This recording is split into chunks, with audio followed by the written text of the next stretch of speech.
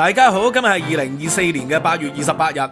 今日講下教材咯，咁啊講下咧中港台同埋英國嘅教材。咁我上咗新聞喎，個原因係乜嘢呢？就舊年11月份嘅時候，台灣咧一個出版社要出版一套關於香港歷史地理嘅教材，就叫做《香港是何地》啊。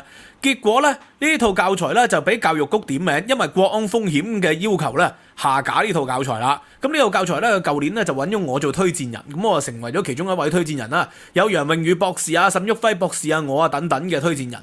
咁坦白講啊，我咧就係寫過20幾套書籍啦，咁基本上都係冇俾香港嘅圖書館落架嘅，只係得一本啫，就係同另外一位作者合著嘅，而嗰位作者咧就大部分嘅著作都下咗架啦，即係佢咧國安風險咧就好高嘅，咁啊而家呢一本咧亦都下架，咁啊相信咧就同裏邊嘅內容係有關係嘅，咁點解？即係而家香港係國家安全為先噶嘛，咁啊而一切咧都唔係以客觀嘅歷史作為教學嘅根據，而係以政治嘅論述作為教學嘅根據。譬如話，佢講到香港不曾成為呢個殖民地，香港只係英國嘅殖民管治。嗱，呢一個呢，好明顯係有違歷史啊！因為無論喺香港過去100幾十年嘅文件，全部都係形容香港為殖民地嘅。香港嘅官員呢，叫殖民地官員。咁即使大陸嘅文件呢，都有多次包括呢個嘅周恩來、鄧小平。佢哋嘅文件都叫香港做殖民地嘅，咁但係近年咧就係認為咧香港唔係殖民地嚟嘅喎，香港只係殖民管治。殖民管治同殖民地係有乜分別啊？殖民管治咧，即係話佢只係中國由大清開始就失去咗對香港嘅實質管治權，但係香港嘅主權係從未丟失嘅，因為咧鄧小平就話咧不承認不平等條約啊嘛，不承認不平等條約咁即係咩？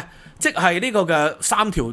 同香港有關嘅條約係唔承認嘅喎，鴉片戰爭簽訂嘅南京條約啦，英法聯軍簽訂嘅北京條約啦，同埋後來簽訂嘅拓展新界專條，呢3條條約咧都係不平等條約，係唔承認嘅。中方即係共產黨一概不承認，既然唔承認啊，即係我哋冇丟失過主權啦，冇丟失過主權啊，咁但係英國人就控制咗香港喎，所以咧只係失去咗香港嘅實際管治權啫，主權仲喺我哋度，即係呢個論述同釣魚台一樣噶嘛，即係大陸叫釣魚島，台灣叫釣魚台，日本叫尖閣諸島，個重點就係咩？而家尖閣諸島咧實質控制權咧喺日本度，但係咧無論係台方定係北京，都仍然堅持咧。釣魚島或者釣魚台嘅主權咧喺中方手上噶，只係中華民國啊，還是中華人民共和國啫。咁啊，即係我哋精神上係未放棄呢樣嘢，實質上咧就已經控制唔到啦。咁呢個咧就係佢哋嘅論述。所以啦，呢啲教材咧就係客觀地就係解釋香港曾經係一個殖民地嚟。好明顯就係不符合而家國家安全啦，有國安風險啦，因為教緊係客觀歷史而唔係佢哋嘅政治論述啊嘛，咁所以呢個當然會被下架啦。咁啊同樣啊呢個情況咧唔單止係香港，而家香港咧初中教材咧仲將習近平新時代中國特色社會主義咧係列咗做教學嘅內容嚟嘅咯，全面同國內嘅因為我哋喺英國就叫做國內啦，叫大陸做。如果你喺香港就唔可以叫大陸做國內㗎啦，呢樣嘢係違反一個中國原則嘅，因為無論係香港還是喺大陸都係國內嚟嘅，都係中國嘅國土嚟噶嘛。喺香港咧只可以叫內地啫，內地係地理概念啊，係呢個中國嘅內地同沿海城市，即係海南島叫呢個嘅廣東就叫內地啦。咁你同海南島一樣，你係邊陲嘅島嶼啊嘛。咁咧，所以咧叫大陸咧，只係叫內地係地理概念，就唔好叫國內。叫國內咧係政治不正確嘅。咁咧發生咩事咧？喺英國，英國咧就係因為有一套嘅教材啊。呢個教材咧，其實個出版社咧就話申請咗清盤㗎，叫 Dragon 嘅出版社喎。咁咧 Dragon 係龍啦。喂，咁而家咧大陸咧全面改咗龍做窿㗎咯喎，唔可以叫 Dragon 喎。Dragon 又好 Dragon 又好啦，英式美式發音好啦，都唔得啊，要叫窿。咁咧。就係有一位作者咧，呢位 William，咁就係訪問佢啦。香港有一個報章叫追新聞，即係在英嘅報章啦。港人在英嘅報章就訪問佢，就發現咗咧有一個重大嘅問題喎，就係原來佢裏邊咧係教 GCSE 中文㗎嘛，咁有中英翻譯嘅，有啲內容係就講到關於咧陽明山國家公園，原本係中華民國嘅第3個國家公園嘅。喂，呢個係一個客觀嘅事實嚟喎，係中華民國嘅第3個國家公園，呢一個係一個歷史事實同埋現實世界嘅事實。但係咧就係因為咧政治不正確，含有咗中華民國呢4個字，就話佢係一個而家改咗啦，新版就係陽明山國家公園，是一個非常有名的國家公園。就改為非常有名嘅國家公園，冇講到係中華民國。咁咧，因為有中方嘅教師咧，就向中國領事館投訴，而中國領事館咧就同出版社施壓，寫咗中華民國呢4個字。佢話咧，英國啊，從1950年開始就唔承認中華民國噶啦，嗱，所以你就唔應該寫中華民國落去教材裏邊啦。嗱，咁佢又係翻頭先我所講嘅嘢，究竟教導學生係教導學生客觀嘅世界嘅事實，客觀嘅世界事實就係中華民國一直係存在。由1911年至今一直係存在，只不過佢管治嘅地方由以前中國大陸就變成而家實質管治嘅就係台澎金馬。你承唔承認佢呢？佢都係客觀存在嘅喎。即係我承唔承認 Taylor Swift 嘅歌藝係好好，而 Taylor Swift 嘅歌藝好好呢，係咪客觀存在係兩樣嘢嚟嘅喎？你承唔承認我嘅學術地位同我學術地位係咪客觀存在係兩樣嘢嚟嘅喎？唔係你唔承認就冇喎呢個世界。但係中方唔講呢套嘅，中方就講佢承唔承認係主導一切，佢嘅主觀意志。簡單嚟講咧，如果用以前咧馬克思主義理論述咧，中方所強調嘅就唯心主義。佢覺得呢個世界係咁嘅，就冇殖民地嘅，唔係香港唔係殖民地嚟嘅，台灣係屬於一個中國嘅。南海自古以嚟都係中國嘅領土，新疆西藏自古以嚟都係中國嘅，呢個係佢嘅主觀意願，而佢就強加於將自己嘅主觀意願咧變成一個客觀世界咧嘅教學需要嚟嘅，就係所有嘢都要跟緊黨嘅指揮。我之前咧導讀過馮克教授咧有關於納粹德國嘅時期嘅教材，其實都係用緊同一套嚟嘅，佢係宣揚緊呢個德意志民族啊，自古以嚟啊就係團結不可分割嘅一個民族嚟嘅，大德意志。所以無論住喺丹麥地區，還是住喺捷克斯洛伐克地區，住喺奧地利地區咁好彩瑞士係中立國嘅，因為瑞士講德語咧，人口都好多。當然瑞士德語同德國嘅德語咧，表達上係有啲分別嘅。咁仲有歐洲仲有好多講德意志語言嘅地區咧，佢都認為係一個大德意志國家應該要統一嘅。希特拉就係咁講啦。所以咧，佢哋作為一個宣傳機器，佢哋只係視教育為一種宣傳機器，而唔係視教育為一種咧追求真理啦、追求獨立嘅思想、自由嘅精神嘅一種嘅分別。咁所以咧，呢個亦都係解釋到點解中國、英國或者美國、歐洲佢哋嗰個教育咧有咁大嘅分別啦。因為中國咧就係訓練教育，訓練你要絕對嘅服從嘅，唔能夠你有獨立嘅思考，唔能夠你有呢個嘅批判嘅意志。咁所以中國嘅人才咧，佢係訓練出嚟咧，你模仿能力好強嘅。你華為你可以模仿好多嘢嘅，甚至乎咧模仿咧好似淘寶咁馬雲就話：喂，淘寶咧仲好多好過正版喎。呢個我可能唔排除佢有部分係事實嚟嘅。譬如話買 Apple Pencil、Apple 嘅配件，你發覺淘寶同埋正版嘅可能價錢咧爭10倍嘅喎。咁效用咧可能都係爭1-2倍至2-3倍啦。咁當然有冇安全性嘅問題係另外一個問題啦。價錢爭10倍，效用係爭2-3倍，咁所以好多人寧願買平嘅嘢嘅。呢個係有後發先至嘅，因為佢係減散咗好多原創性啊、理論嘅基礎啊。咁但係往往喺世界上咧，偉大嘅科學發明咧，同應用科學咧就有明顯分別。應用科學可能今天中國咧有後來居上，甚至領先嘅，但係偉大嘅原創性科學理論咧，現今世界都仍然係以歐美咧係領先嘅。仲要領先嘅時間，仲要相當大嘅距離。咁呢個就係同佢背後嘅教育理念有關係啦。彈琴又係嘅，音樂又係嘅。哇！中國咧係可以出咗李雲迪啊、郎朗，雖然李雲迪最後又即係嫖娼問題，搞到身敗名裂啦，但係都出到呢啲人。當然啦，李雲迪又好，郎朗又好，黃宇佳又好，都喺美國度受訓練啦。呢個係另當別論。但係就好難出到咧偉大嘅音樂作曲家喎，偉大嘅指揮家喎，又少嘅喎，真係。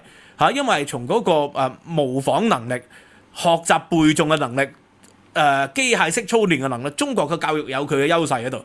但係西方咧，卻係主張自由嘅精神啦、獨立嘅思想啦，卻係可能咧短跑係會慢過中國嘅。但係西方嘅教育咧，過去嗰幾百年咧，證實咗咧係有佢自己獨到之處喺裏邊。呢個就係第二個講教材嘅新聞啦。第三個講教材新聞咧，就係我之前講過啦。以前咧10年前左右咧，中國最發達嘅其中一個行業啊，就係教育培訓行業。因為中國人咧就好重視子女嘅教育，認為萬般皆下品，唯有讀書高。有一套嘅電視嘅電影影集就叫做《中國合夥人》，就講喺80年代開始咧就幫中國學生搞補習，去留美補習。咁後來去到2010年代咧，成為世界上最龐大市值最多嘅教育機構，就係新東方集團啊嘛。新東方集團咧喺前幾年開始咧就受到整改因為咧要雙減政策啊嘛，所以新東方咧就變形喎，轉型咗做呢個嘅網紅帶貨啊，要啲補習老師係做網紅帶貨維持生計。中國教培行業咧好主力咧係教英文嘅，由1000萬嘅從業員咧變到今天得翻500萬嘅從業員，500萬從業員可能裏邊即係轉咗型啦。以前教英文啊，而家可能要教數學啊、物理學地理啊等等咁嘅情況。咁而家咧中國嘅新一版嘅教材咧，2024年睇下鳳凰新聞網裏邊有介紹你見到咧呢個普通高中教材咁呢個國家優秀教材2等獎嘅英語，佢拼音咧就寫英語以往咧嗰啲教材咧就係英語，下邊咧就寫住 English。其實呢個係喺大陸咧好常見，即係好常見啦洗手間咧以前咧就洗手間會寫 toilet， 咁後來我發現好多地方洗手間咧就變咗洗手間。呢個就好矛盾啦！你首先咧寫拼音，你如果識中文嘅人咧就應該唔需要睇拼音啦。如果唔識中文嘅人咧睇拼音，你又唔會知道拼音係講乜嘢。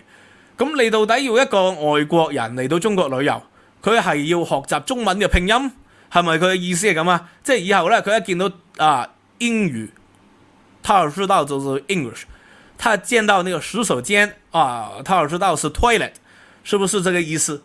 咁唔係噶嘛，唔合理噶嘛，呢樣嘢係。咁所以從呢個角度去睇咧，就係所講強調嘅只係一種民族自信。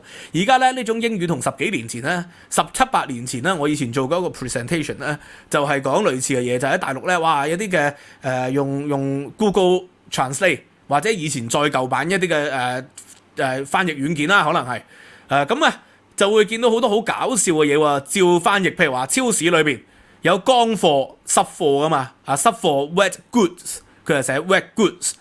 乾貨咧，佢唔係寫 dry goods 噶，佢係寫咩啊？因為咧個乾字咧同埋一個簡體字嘅乾字，同好多個乾字咧係有關係嘅跟乾而兩嘅乾，佢嘅意思係一樣喎。所以乾貨佢寫 fuck goods 噶，呢個就係好難理解啦，係咪啊？當年係因為翻譯軟件嘅問題，咁唔應該嘲笑嘅，因為嗰個技術嗰個電腦技術或者係語言能力即係有啲基層未必知啊嘛。咁但係今天咧好明顯雙減政策習近平咧就強調咧制度自信、文化自信好似日本人咁，日本人普遍英語都唔係太好喎，但係日本係屢屢出咗諾貝爾學獎嘅。咁點解？因為咧佢高等教育咧就重視英語，你要搞諾貝爾學獎咧，你都係要用英語發表論文嘅，始終你要同人哋交流啊嘛，否則咧你寫咗日語嘅論文出嚟，人哋睇唔明，評審委員會又要揾人翻譯，咁就事倍而功半嘅。咁所以日本咧高等院校咧，無論係京都大學還是東京大學早稻田大學嗰啲北海道大學都係咧有專門嘅翻譯人才，佢哋好重視訓練係翻譯人才，就幫日文係翻譯英文，或者幫英文嘅書、洋文嘅書翻譯做日文。咁呢個係此其一啦。此其二咧，嗰啲高等學者咧都好多咧係即係有專業嘅語言訓練。雖然你話佢哋好有口音但係佢哋嘅寫作論文咧都係冇太大問題嘅。呢個就係日本。咁中國咧有一種聲音就話係咯，既然係咁，我哋都唔需要咧花咁多嘅精力咧，由小學開始就要學英語啊。因為由小學開始學英語咧，喺現實嘅中國環境咧冇機會俾你用英語喎。你出到嚟做嘢啦，而家啲外企又遷移啦，去新加坡啦，或者去台灣啦，去其他地方啦，變成都係做國內嘅企業嘅啫喎。國內嘅企業咧，喂啲外國人老外要同我哋去學習佢哋都請翻啲華人啦，海歸華人，或者咧佢哋特朗普嘅孫自己都要學中文啊嘛。呢個咪文化自信咯。想乜我哋學英文佢哋嚟學中文嗱，咁首先要解釋翻個背景。中國咧就係由49年開始咧，學校規定係學俄文嘅。去到鄧小平改革開放嘅時期咧，就由俄文咧就變成學英文，因為咧加上中蘇交惡啦，所以咧由80年代開始，英文咧就變成咗咧係中學嘅必修課，後來慢慢就變成咗小學都必修課啦。咁所以大學咧亦都有必修英語嘅喎，有大一英語課嘅喎。咁所以喺咁嘅情況底下咧，中國就喺改革開放咧就為咗同洋人做生意，洋人無論係英國定美國還是歐洲啊、澳洲啊，都係用英語噶嘛嚇。即使歐洲人咧對自己嘅語言文化好有自信，但係咧英語始終已經喺過去200-300年咧變成一個國際語言，唔係一下子可以改變嘅，亦都唔係話有自信就可以改變嘅。咁所以中國咧就係踏上咗呢個嘅全球化嘅高速火車，令到中國嘅經濟增長。其中咧就係學英語係一個關鍵，學英語咧係一個表象嚟嘅。當然學英語背後就係融入華盛頓共識，融入去2次世界大戰以後建立嘅秩序。而家習近平咧就話唔使啦，我哋要有制度自信啊嘛，我哋要我走我的路，中國人不行人哋嘅路嘅嚇，我哋有現代化，有我哋自己定義嘅現代化。所以咧變成咗雙減政策推出咗之後咧，慢慢咧亦都對英語嘅態度咧係改變咗喎。咁啊，所以國家政策咧就係有徹底嘅改變。回顧翻中國人幾時開始第一次有系統性學英語咧，就係1862年，當時咧就剛剛咧發生完英法聯軍之役所以咧由呢個嘅恭親王啊奕訢就係率領咗呢個嘅即係新一潮嘅大臣，喺咸豐末年嘅時期咧創立咗呢個嘅同文館。同文館咧就係由呢個乾隆時期本身咧淨係學俄語嘅，因為康熙皇帝咧尼布楚條約咧就係同俄國人打一場仗啊嘛咁啊，所以咧乾隆時期就有專門人才學俄語。咁啊由同文館咧就開始學英語啦，後來咧就學埋德語、法語等等意大利語啊、比利時語啊。咁啊呢個同文館咧，如果你係嗰啲翻譯人員咧，畢業之後咧，你都會授予7至9品官員嘅。呢個可以解釋到點解自強運動唔成功啦。因為喺日本咧，明治維新咧，就最優秀嘅人才啊，包括伊藤博文自己啦，係學習洋務喎，由最高嘅官員啦去留洋學習嘅喎。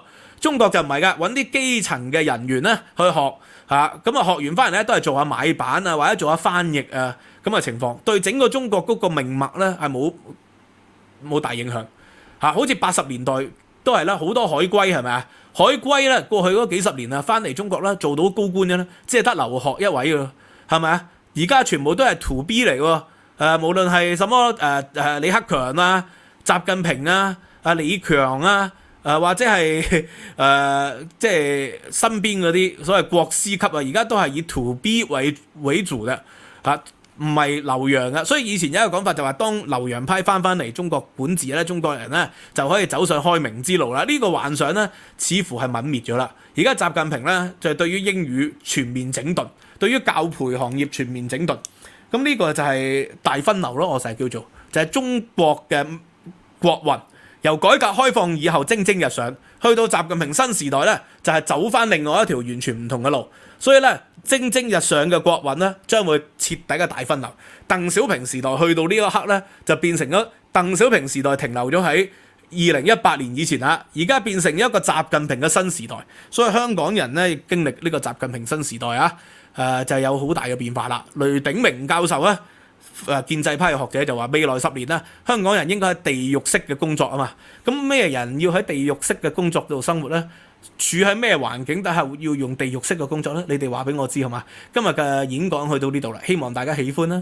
Like、subscribe、share。如果你覺得今日學到一丁點嘅知識呢，請你介紹俾你嘅朋友睇好嘛？或者咧你介紹俾屋企人、你阿爺、你阿嫲、你個孫去聽，學習一丁點嘅知識。